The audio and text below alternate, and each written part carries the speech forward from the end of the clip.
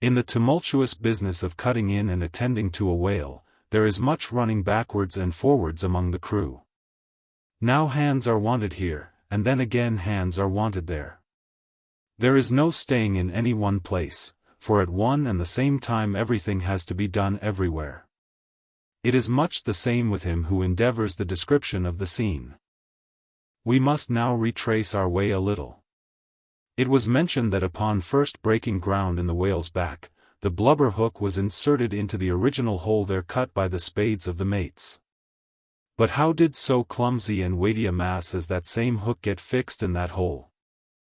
It was inserted there by my particular friend Queequeg, whose duty it was, as harpooner, to descend upon the monster's back for the special purpose referred to.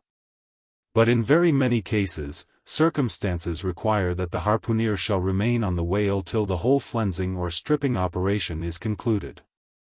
The whale, be it observed, lies almost entirely submerged, excepting the immediate parts operated upon.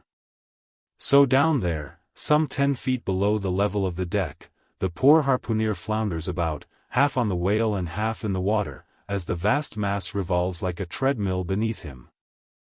On the occasion in question, Queequeg figured in the Highland costume, a shirt and socks, in which to my eyes, at least, he appeared to uncommon advantage, and no one had a better chance to observe him, as will presently be seen. Being the savage's bowsman, that is, the person who pulled the bow oar in his boat, the second one from forward, it was my cheerful duty to attend upon him while taking that hard scramble upon the dead whale's back. You have seen Italian organ boys holding a dancing ape by a long cord. Just so, from the ship's steep side, did I hold Queequeg down there in the sea, by what is technically called in the fishery a monkey rope, attached to a strong strip of canvas belted round his waist. It was a humorously perilous business for both of us. For, before we proceed further, it must be said that the monkey rope was fast at both ends, fast to Queequeg's broad canvas belt, and fast to my narrow leather one. So that for better or for worse, we two, for the time, were wedded, and should poor Queequeg sink to rise no more, then both usage and honor demanded, that instead of cutting the cord, it should drag me down in his wake. So, then, an elongated Siamese ligature united us. Queequeg was my own inseparable twin brother, nor could I any way get rid of the dangerous liabilities which the hempen bond entailed. So strongly and metaphysically did I conceive of my situation then, that while earnestly watching his motions, I seemed distinctly to perceive that my own individuality was now merged in a joint stock company of two, that my free will had received a mortal wound, and that another's mistake or misfortune might plunge innocent me into unmerited disaster and death. Therefore, I saw that here was a sort of interregnum in Providence, for its even-handed equity never could have so gross an injustice. And yet still further pondering, while I jerked him now and then from between the whale and ship, which would threaten to jam him, still further pondering, I saw that this situation of mine was the precise situation of every mortal that breathes, only, in most cases, he, one way or other, has this Siamese connection with a plurality of other mortals.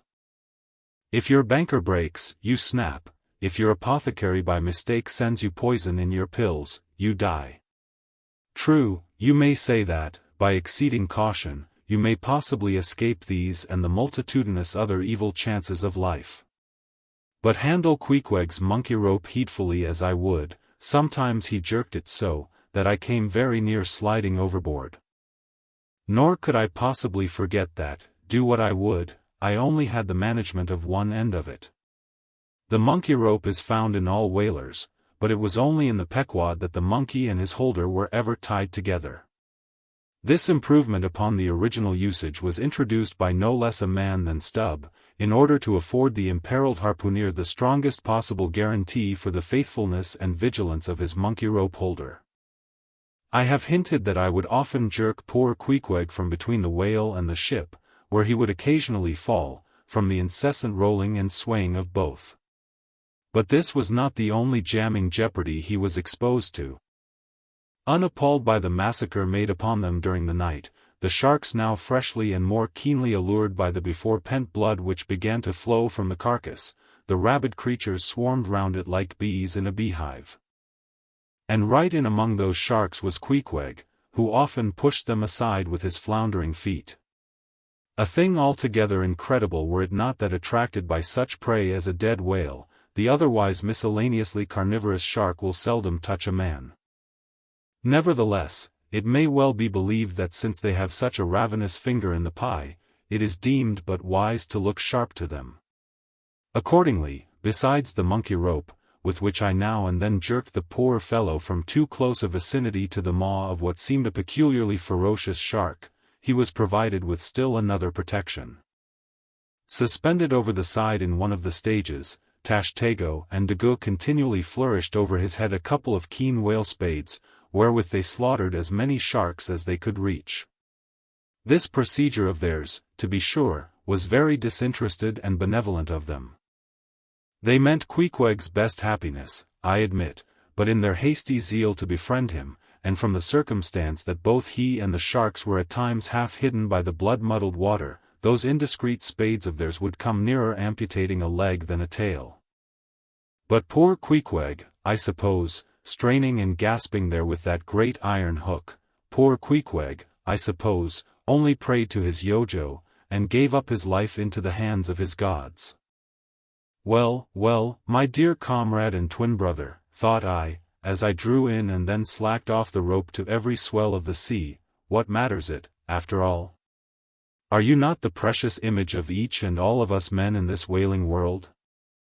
That unsound ocean you gasp in, is life, those sharks, your foes, those spades, your friends, and what between sharks and spades you are in a sad pickle and peril, poor lad.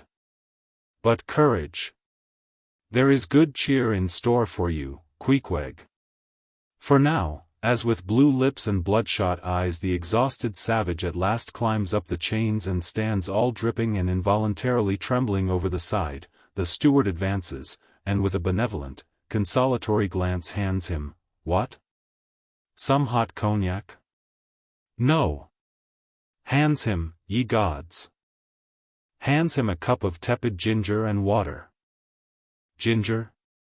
Do I smell ginger? Suspiciously asked Stubb, coming near. Yes, this must be ginger, peering into the as yet untasted cup.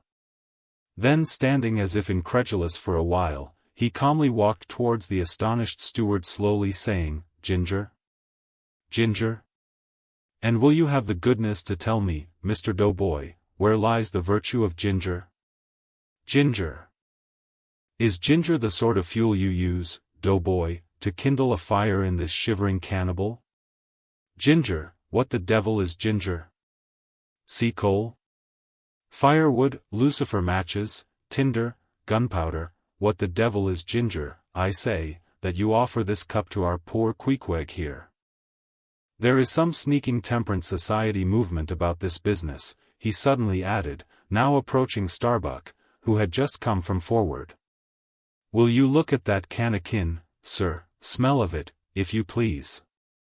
Then watching the mate's countenance, he added, the steward, Mr. Starbuck, had the face to offer that calomel and jalap to Queequeg, there, this instant off the whale. Is the steward an apothecary, sir? And may I ask whether this is the sort of bitters by which he blows back the life into a half-drowned man? I trust not, said Starbuck, it is poor stuff enough. I, steward, cried Stubb, will teach you to drug a harpooneer, none of your apothecary's medicine here, you want to poison us, do ye? You have got out insurances on our lives and want to murder us all, and pocket the proceeds, do ye? It was not me, cried Doughboy, it was Aunt Charity that brought the ginger on board, and bade me never give the harpooneers any spirits, but only this ginger jub, so she called it. Ginger jub.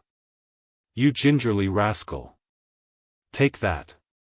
And run along with ye to the lockers, and get something better. I hope I do no wrong, Mr. Starbuck. It is the captain's orders, grog for the harpooneer on a whale. Enough, replied Starbuck, only don't hit him again, but... "Oh, I never heard when I hit, except when I hit a whale or something of that sort, and this fellow's a weasel." "What were you about saying, sir?" "Only this, go down with him, and get what thou wantest thyself." When Stubb reappeared, he came with a dark flask in one hand, and a sort of tea-caddy in the other. The first contained strong spirits, and was handed to Queequeg. The second was Aunt Charity's gift, and that was freely given to the waves.